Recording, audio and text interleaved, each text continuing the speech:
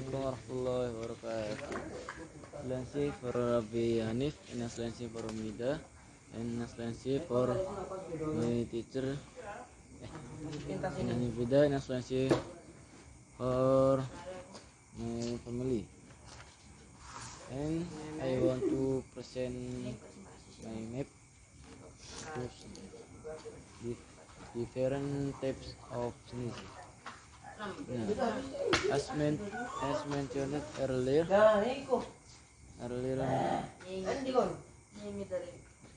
we hear every day if people can be honest, sneezing and sneezing most. Individual very insensitive to irritants and allergy.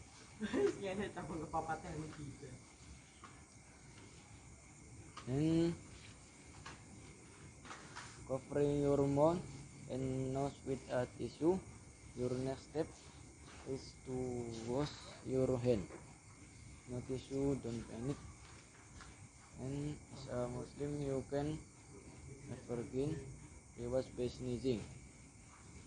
When you say Alhamdulillah when you sneezing, you reviving a sunnah. Thank you for watching. Assalamualaikum warahmatullahi wabarakatuh.